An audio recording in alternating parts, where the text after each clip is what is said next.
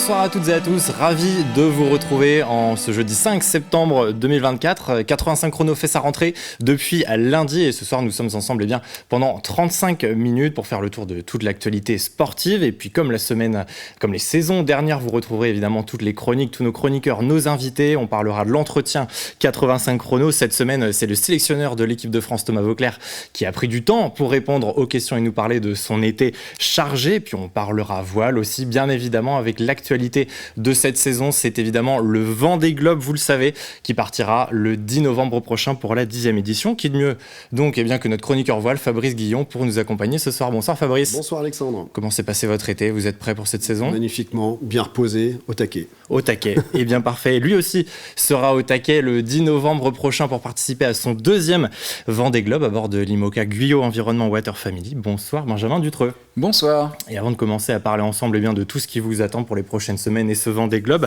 on va parler des Jeux paralympiques. Ça doit vous parler puisque vous avez porté notamment la flamme paralympique à La Roche-sur-Yon. Ouais, tout à fait. Comment s'est passé ce moment? C'était un moment incroyable, un moment de partage, d'échange. J'ai eu la chance et l'opportunité de rencontrer des athlètes qui ont porté la flamme avec moi et c'était un super moment de découvrir aussi leur milieu, leur sport et puis tout simplement d'échanger avec aussi des acteurs du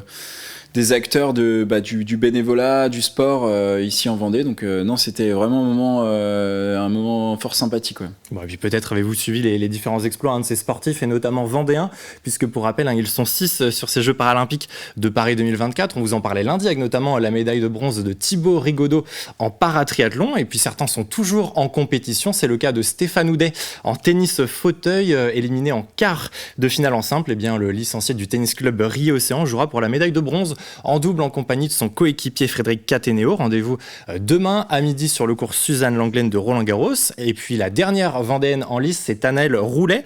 Après le relais lundi, elle a rendez-vous dès demain sur sa spécialité, le 100 mètres d'eau. Qualification à suivre à 10h25 avant, on l'espère, une finale à 18h12.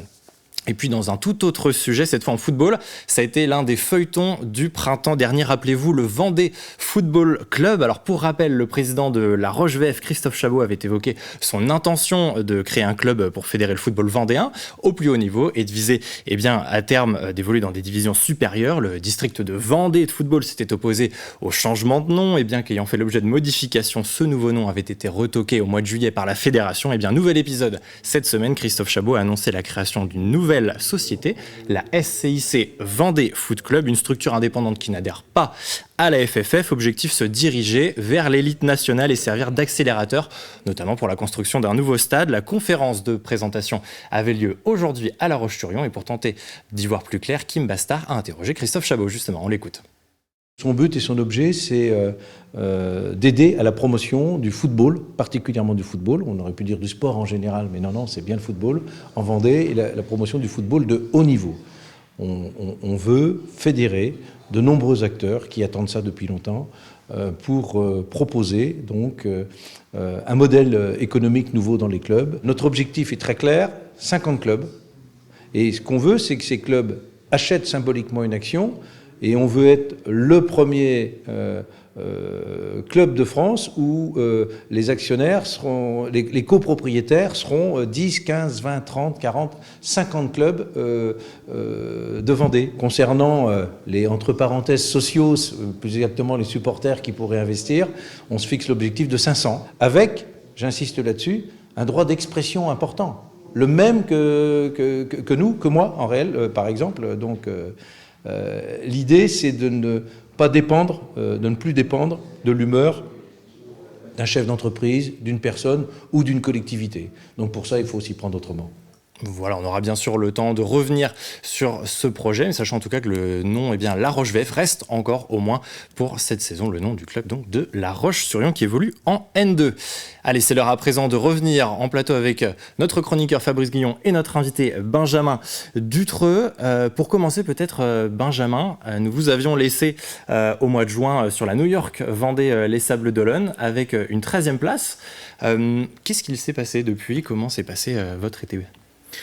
Qu'est-ce qui s'est passé depuis? Pas mal de choses. C'est vrai que depuis la New York Vendée, qui était une course longue, et ben on a pas mal enchaîné, notamment avec des navigations avec nos partenaires, nos sponsors. C'est vrai qu'il y a toujours un moment où voilà, ils ont envie de découvrir aussi notre univers, notre bateau, etc. Donc pour nous, c'était un long moment de partage qu'on a pu faire entre Port-Bourgenais et les Sables d'Olonne. On a pu amener tous nos partenaires en mer, donc ça c'était quand même un moment important. Et ensuite on allait faire les fêtes maritimes de Brest. On a découvert ce bel événement qui mélangeait vieux gréement, et on a rejoint Jean Le Cam là-bas. On était 2 IMOCA à pareil, nous voilà, notre sponsor Guyon Environnement est brestois, donc voilà, on les représentait là-bas sur place, et on était au milieu des flottes de vieux gréement, donc c'était un moment fort symbolique aussi pour nous.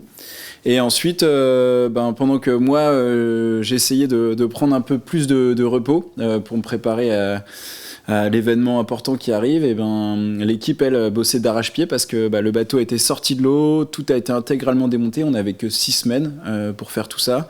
Donc voilà, ils ont mis les bouchées doubles. Le travail de l'ombre, comme on l'appelle souvent, pour avoir ce bateau qui est entièrement révisé, entièrement prêt, expertisé. Voilà, forcément, on a tout le temps des petites surprises, donc on essaye de toujours faire évoluer tout dans le bon sens. Donc voilà les news. Et là, on a remis à l'eau fin de semaine dernière. Et le bateau, pas de fin de semaine dernière, d'ailleurs début de semaine là, et le bateau on a fait la première navigation aujourd'hui depuis ce chantier d'été. Il y a eu un gros boulot qui a été fait, et puis on sera mardi prochain au défi Azimut à Lorient pour préparer le Vendée Globe. Puis on a d'ailleurs vu quelques images pendant que vous expliquiez tout ça, Benjamin, du chantier. C'était le chantier d'hiver, donc il y a quelques mois effectivement. Alors, tu parles beaucoup de bateaux, forcément, on est là pour ça, mais on a vu pendant tout l'été, et même encore maintenant, les différents skippers sur les réseaux sociaux qui communiquent sur leurs vacances, certains en montagne, certains en Corse, certains à faire du sport. Il a ressemblé à quoi l'été de Benjamin Dutreux? Les vacances de Benjamin, c'est quoi? C'est du bateau, c'est du sport, c'est du repos complet? C'est beaucoup de sport. Moi, j'adore pouvoir faire du sport, et c'est vrai qu'on a un rythme souvent de chef d'entreprise, et malgré le fait qu'on soit aussi des sportifs de haut niveau et qu'on ait nos routines de sport, voilà, moi je suis suivi par un coach, etc. pour avoir cette vraie routine sportive. Et là c'était plutôt du sport plaisir, donc plutôt de la course à pied, on était en croisière, donc de la voile, de la nage en mer, etc. Voilà, je me suis tout simplement pratiqué beaucoup de sport, mais plutôt pour le plaisir. Et on est parti en croisière avec Mathilde, ma copine, et puis Sanka, le toutou. Voilà, on est partis tous les trois pendant 2 semaines. On a fait l'île-Dieu, puis après les îles l'île-Dieu parce que c'est un peu la maison, et ensuite les îles bretonnes. Donc voilà, c'était bien sympa. On a découvert un peu la Bretagne en dehors du circuit de la compétition, parce que c'est vrai que ça fait ça va faire 20 ans maintenant que je régate, et je suis allé en Bretagne, je crois, tout le temps pour régater ou pour faire des courses, mais rarement pour visiter, me balader. Et c'était un moment bien sympa, pas trop loin de chez nous. Donc voilà, c'était exactement tout ce que tu as dit, du sport, du repos, et en même temps, voilà, réussir à se détendre l'esprit aussi, c'est quelque chose d'important, et puis passer du temps en famille, quoi. T'as mis beaucoup de temps à récupérer de la Transat, de la New York Vendée? J'ai pas eu le temps de mettre du temps, parce qu'en fait, vu étant donné qu'on est arrivé en retard, assez tardivement, nous après ça s'est enchaîné, les RP avec les partenaires. On avait pas mal de trucs aussi dans le programme, notamment la réception des voiles pour le Vendée Globe à mettre au point, etc. Et donc c'est vrai que ça s'est bien enchaîné, donc j'ai pas eu le temps trop de me dire que je suis fatigué ou non, mais c'est sûr que le repos des vacances a fait du bien, ouais. Elle a été assez éreintante, cette New York Vendée les Sables d'Olonne, elle qui prévoyait d'être plus rapide finalement que ce qu'elle n'a été, remportée par Charlie Dalin. Elle vous a donné déjà quelques clés, j'imagine, Benjamin, cette course-là, cette dernière très grande répétition avant le 10 novembre prochain. Oui, c'est sûr, parce que les images qu'on voyait justement du chantier d'hiver, on a pu voir qu'on a fait quand même des modifications importantes sur le bateau, qui influent le confort à bord, la manière dont on va le régler, etc. Et aussi, voilà, on voit la casquette, ça c'est des trucs qui se voient, mais il y a beaucoup de choses qui se voient pas aussi. Et donc, pour moi, c'était important de renouer le lien avec ce bateau qui est quand même un peu différent. À chaque fois qu'on le remet à l'eau, il est un peu différent. Et là, du coup, j'étais hyper content parce que je trouve qu'on a énormément progressé dans l'ergonomie du bateau, dans ma facilité à pouvoir le régler, à accéder à de la performance. Et donc, voilà, même si le résultat pour moi était un peu décevant, pour diverses raisons, du petit temps, voler le départ, etc. J'étais hyper content, et finalement, ce temps à bord qui était plus long que prévu, et ben c'était plutôt positif parce que j'ai vraiment commencé à créer des liens avec ce bateau, et là, avec sa nouvelle ergonomie, je le trouve plus facile. Je trouve que, enfin, en gros, je me suis dit, je suis prêt à vivre sur ce bateau pendant le Vendée Globe sans problème, à y passer le temps qu'il faudra. Alors qu'avant, c'est vrai que j'avais toujours du mal, on était toujours dans l'ombre, j'avais du mal à trouver mes repères, et là, la New York Vendée m'a permis de vraiment trouver mes repères, quoi, et de me dire qu'on est allé dans la bonne direction. D'autant qu'il faudra le moins de temps possible quand même. Ouais, en moins de temps possible, ouais, j'y compte bien. Ouais, juste un zoom rapide sur le chantier d'hiver. 6 semaines, c'est très court. Donc là, c'était le chantier d'été, pardon, excuse-moi. Mais 6 semaines, c'est très court.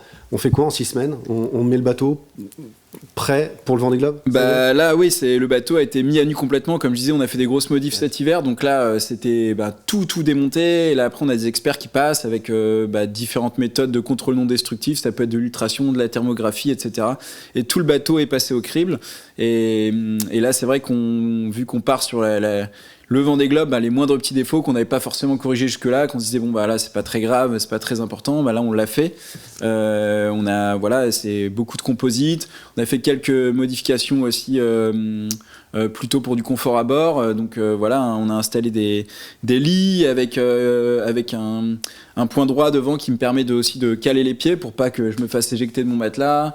Quelques petites optimisations pour le Vendée Globe, par exemple l'évolution des batteries pour que c'est une course qui dure plus longtemps. Donc on a pris des batteries qui sont un peu plus avec une capacité plus importante, remettre au point les panneaux solaires, etc. Enfin, il y avait pas mal de points qu'on a. En fait, on n'a rien modifié pour améliorer, on a plutôt modifié pour fiabiliser et être sûr du fond, en fait. Pour le public, quand on parle de confort à bord et quand on parle de lit, ça n'a rien à voir avec une chambre. Je vous rassure. Évidemment, c'est juste plus confortable. Voilà, c'est juste beaucoup mieux. C'est sûr que jusque-là,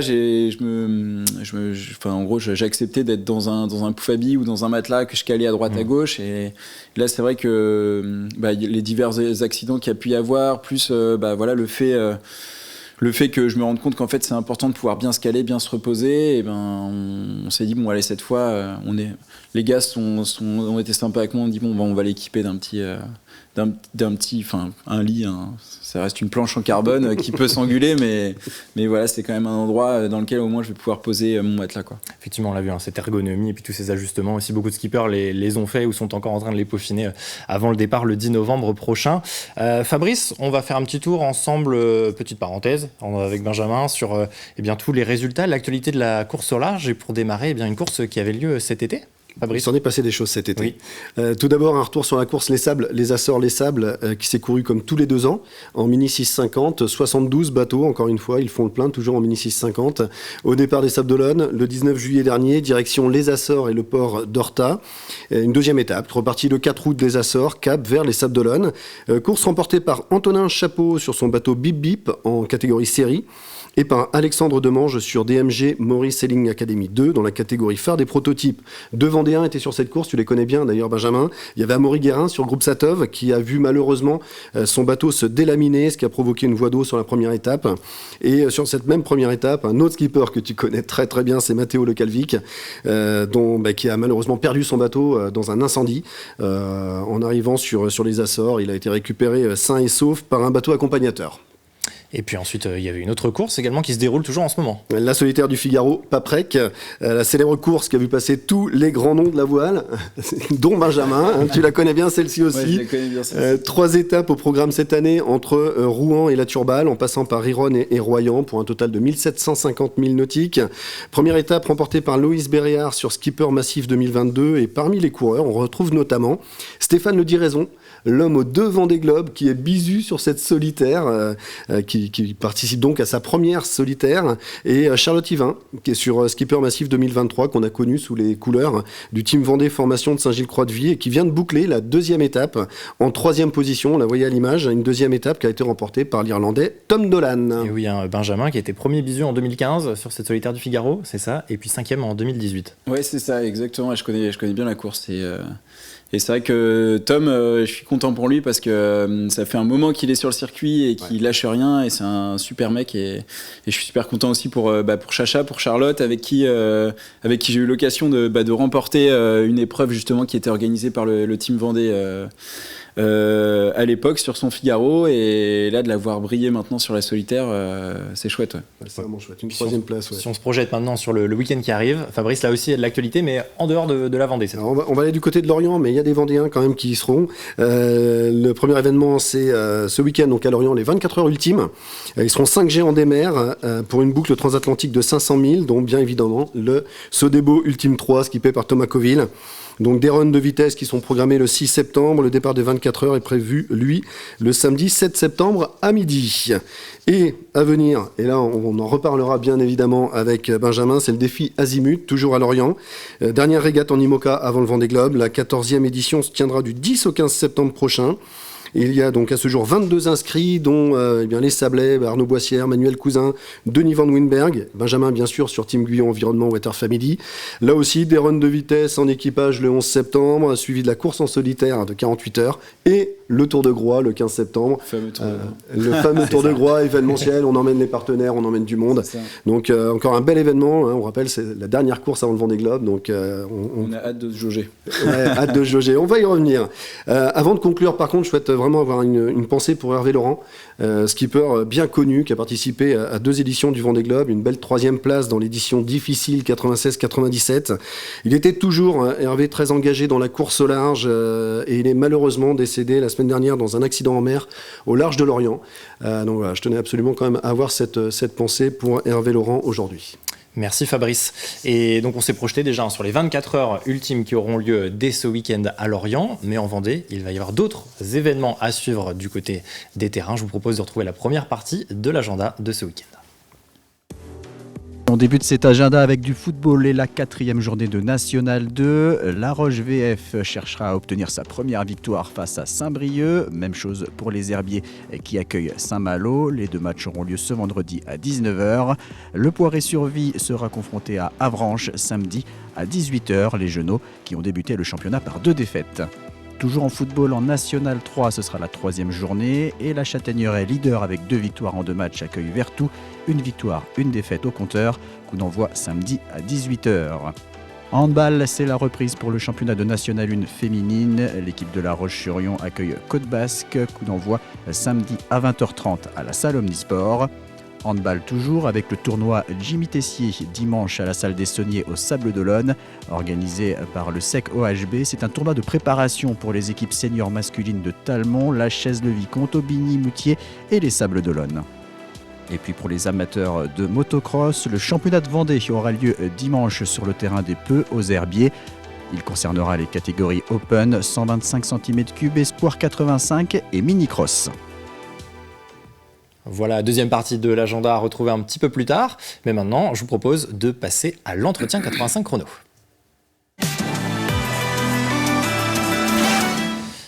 L'entretien 85 chrono cette semaine avec Thomas Vauclair, le sélectionneur de l'équipe de France masculine de cyclisme sur route. Thomas Vauclair qui n'aurait pas pu rêver d'un plus bel été avec 2 médailles glanées aux Jeux Olympiques. Alors avant de se pencher pour lui bien sur les prochains championnats d'Europe et championnats du monde, Thomas Vauclair a pris le temps de nous raconter son très bel été. Bonjour Thomas Vauclair. Bonjour. Merci de nous accueillir tout proche de chez vous. On est à Mouilleray-le-Captif pour cette première entretien de la saison 85 chrono. Après un été, on peut dire que vous n'êtes pas prêt d'oublier Thomas aux Jeux Olympiques de Paris. L'équipe de France de cyclisme sur route, dont vous êtes le sélectionneur, a rapporté 2 médailles. L'argent avec Valentin Madouas et puis le bronze avec Christophe Laporte. L'arrivée, tout le monde s'en souvient, un cadre magnifique devant la Tour Eiffel le 3 août. Quel souvenir vous reste de cette magnifique journée ? Franchement, le souvenir qui me reste, c'est quand j'entends à la radio que Christophe Laporte va chercher la médaille de bronze. Parce que pour se remettre un petit peu dans le contexte, en fait, moi, quand je suis donc sélectionneur de l'équipe de France, je suis dans la voiture. J'ai Paul Brousse qui est le sélectionneur femme qui conduit. Moi, je suis dans la voiture côté passager pour réfléchir avec les groupes sur le téléphone pour donner les consignes. On rappelle qu'il n'y a pas d'oreillette sur les Jeux Olympiques ou les championnats du monde. Donc, je passe des messages à du personnel sur le bord de la route avec des ardoises ou à la voix qui passent des consignes, tant qu'on peut, comme l'adversité. Mais tout ça pour dire que ce qui me revient, c'est quand la médaille d'argent, quelques centaines de mètres avant, c'était acquis, entre guillemets. Il restait encore, et là, je me souviens très bien ne pas avoir explosé de joie. J'ai mon mécanicien qui était à l'arrière, vendéen, qui était en pleurs avec la médaille d'argent. Et quand, là, je sais pas, j'ai rien calculé. Quand ils annoncent à la radio, puisqu'il y a un petit décalage, j'ai la télé dans la voiture, mais il y a un petit décalage, donc j'entends à la radio tour, radio course, et Christophe Laporte, médaille de bronze. Là, j'ai explosé, quoi. Non pas que j'étais pas content déjà pour Valentin, bien sûr, j'aurais signé pour une médaille avant, mais je savais que j'étais tellement dans le truc que, voilà, on va chercher encore autre chose, quoi. Et puis voilà, c'est ce qui me revient en premier. Et vous y êtes encore, là, cette euphorie, elle est toujours présente alors? Non, sincèrement, l'euphorie n'est plus présente, c'est passé. Alors c'est vrai que ça a été des années, des mois de préparation, des semaines avec ce Money Time qui arrive et là où on est vraiment dedans. Sur le Tour de France, j'étais consultant pour France Télévisions, mais je cache pas que ma tête, elle était à Paris, quoi. Mais par contre, c'est passé. Voilà, c'est passé, savouré, je savourerai peut-être, j'ai savouré 24 heures, 48 heures, voilà, avec les gars, sans les gars, tout seul aussi pour profiter. Et puis vous disiez, voilà, vous étiez dans votre bulle avant justement cette course en ligne. Est-ce que après, une fois que ça s'était passé, vous êtes resté à Paris, vous avez pu profiter de ces Jeux Olympiques aussi? Moi, c'est vrai que j'ai pas savouré du tout, c'est pas le terme. La semaine où j'étais au JO, c'était les entraînements, c'était la tactique de course qui était tout le temps dans ma tête, la logistique, et puis dans la course, la pression, dans la voiture, on est passé au pied des monuments, je les ai pas vus, quoi. J'ai bien vu le public, j'ai senti, mais les fenêtres fermées. Vous l'avez senti, cette ferveur dans la course? Ouais, je l'ai senti, parce qu'une course, il y a aussi des moments un peu plus latents où c'est un peu plus calme.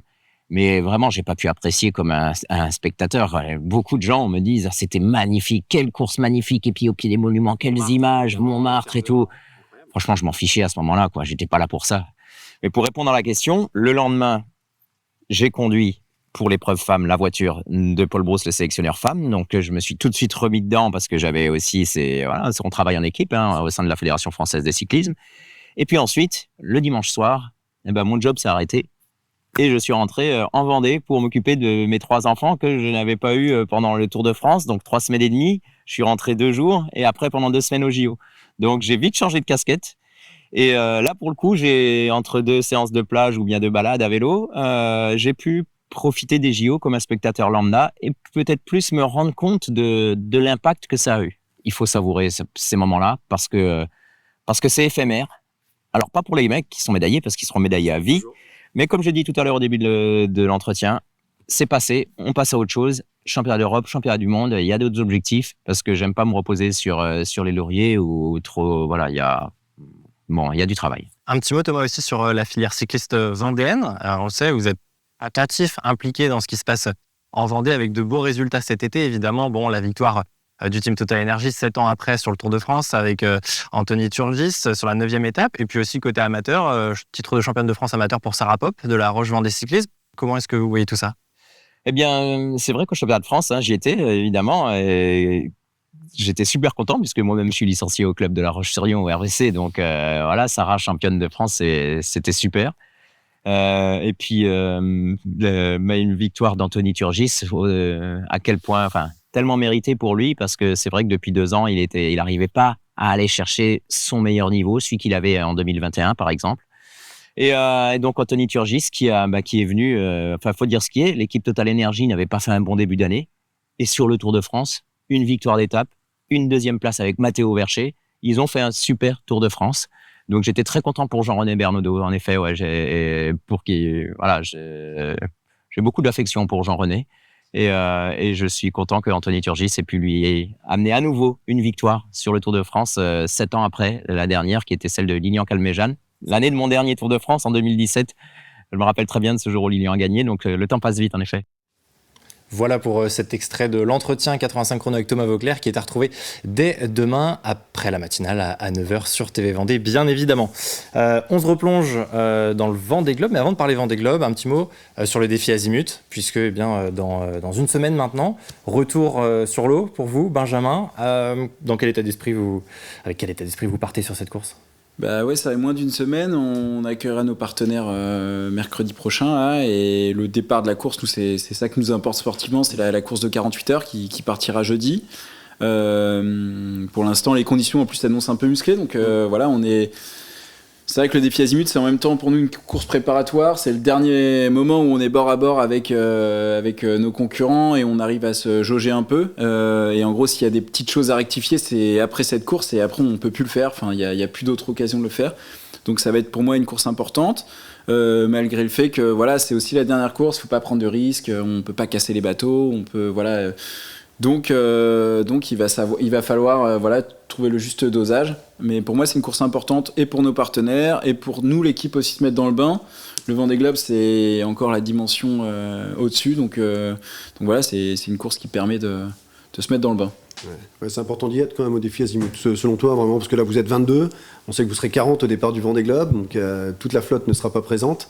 Tu le disais, faut aussi chercher à doser pour éviter de faire une bêtise. Bah oui, c'est vrai que nous on avait vraiment hésité à se dire on se met au départ, parce que c'est vrai que bah, voilà, on remet 30 IMOCA côte à côte pour prendre le départ d'une course, donc c'est vrai que c'est aussi un risque.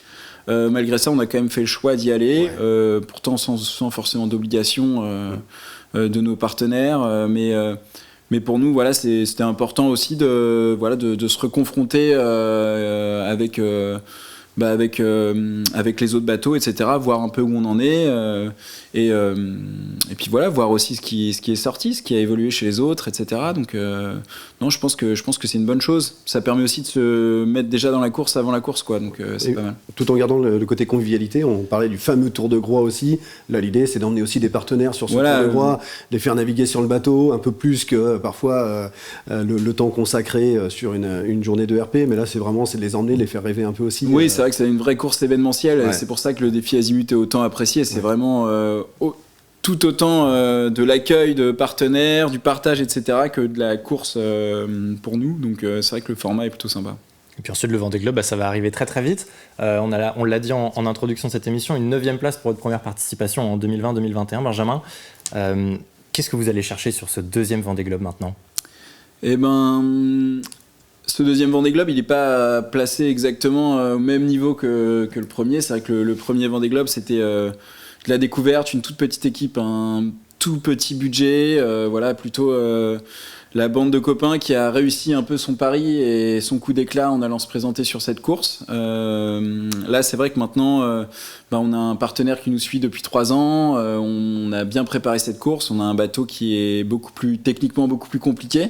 On est une équipe de 12 personnes à l'année, voilà, qui permet d'entretenir le bateau, de communiquer, de gérer la logistique et de gérer nos partenaires. Voilà, donc là sur ce Vendée Globe, on y va avec un peu plus d'ambition, on va dire beaucoup plus de préparation. Donc voilà, là on est plutôt là pour s'ancrer dans ce monde de l'IMOCA, de la course au large, mais aussi pour gravir les échelons et pourquoi pas se présenter une prochaine fois plutôt avec un bateau gagnant et une équipe gagnante. Donc voilà, pour l'instant on franchit les échelons petit à petit et là on est fiers de pouvoir se présenter avec ce bateau-là, avec techniquement toutes les évolutions qu'on a pu lui apporter, techniquement comment l'équipe a évolué de manière générale aussi. Voilà, aujourd'hui on est une vraie structure complète, professionnelle. Et voilà, je trouve ça chouette de voir ces évolutions. Et moi, j'ai aussi hâte de pouvoir partir pour le côté sportif. Là, j'ai un beau bateau, il va être bien préparé. C'est sûr que voilà, on va pas forcément avoir les mêmes atouts que les vainqueurs ou les équipes élites, mais on a des atouts. Donc, je vais essayer de les faire parler, tout comme je l'ai fait sur le dernier Vendée Globe. La dernière fois, c'est vrai qu'on donnait pas bien cher de notre peau et au final, on s'en est plutôt bien sorti. Donc là, voilà, on va essayer de faire rayonner la Vendée une nouvelle fois sur le Vendée Globe. Le bateau est meilleur, effectivement, mais le skipper aussi, parce que tu bénéficies de cette expérience, l'expérience aussi de l'Ocean Race. Voilà, c'est tout ça, c'est des expériences acquises. C'est un tout, c'est un tout. Ouais, et quand tu parles de gravir les échelons, tu fais 9e avec un petit budget, avec un petit bateau, pour dire ça comme ça. L'ambition, c'est quoi là ? L'ambition. Je sais que c'est pas facile. Non, je sais que c'est pas facile, parce que ça reste un sport mécanique. C'est jamais facile, mais pour moi, voilà, ce que je dis à tout le monde, c'est que si on veut être très réaliste et qu'on sort les résultats, voilà, nous on se situe pour nos meilleurs perfs entre 6e et notre moins bonne 13e sur la New York Vendée. Voilà, je pense qu'un top 10, de manière réaliste, c'est atteignable. Oui. Il faut savoir qu'il y a déjà 14 bateaux neufs, qu'il y en avait déjà 6 neufs en 2020. Très gros plateau. Voilà, que le plateau est très relevé, que toutes les équipes, on n'est pas les seuls à avoir progressé, tout le monde a énormément progressé.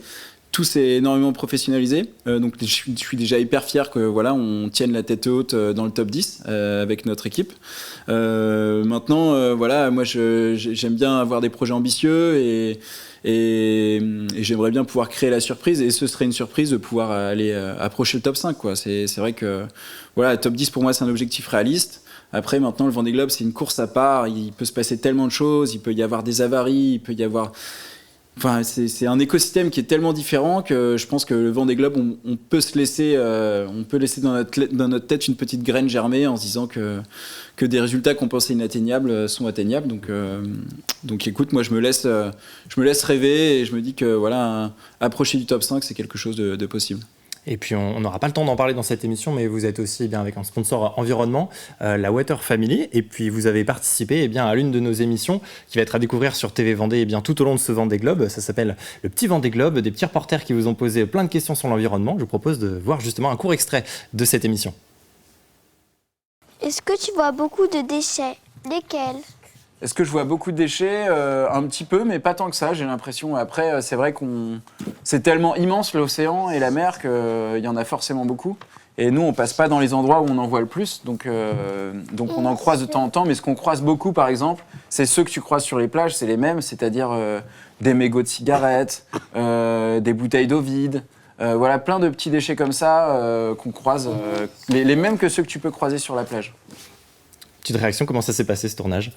Eh ben écoute, c'était génial parce que de voir des enfants aussi jeunes eux-mêmes sensibilisés et porter et poser des questions autour de l'environnement, de l'évolution, de comment est la mer. Donc ça veut dire qu'il y a et de la curiosité et aussi une compréhension de ce qu'est l'environnement, de comment est-ce qu'on peut protéger notre planète. Donc ça, j'ai trouvé ça génial venant de jeunes comme ça. Donc c'est grâce à des associations comme la Water Family qui font un travail fou toute l'année de sensibilisation, d'approche auprès des enfants pour que eux aient cet esprit-là. Et là, j'ai trouvé l'échange vraiment sympa avec comme d'habitude des questions d'enfants qui pourraient finalement être des questions d'adultes en fait, des questions que les adultes n'osent jamais poser, Ils n'osent pas poser. Et que eux posent facilement.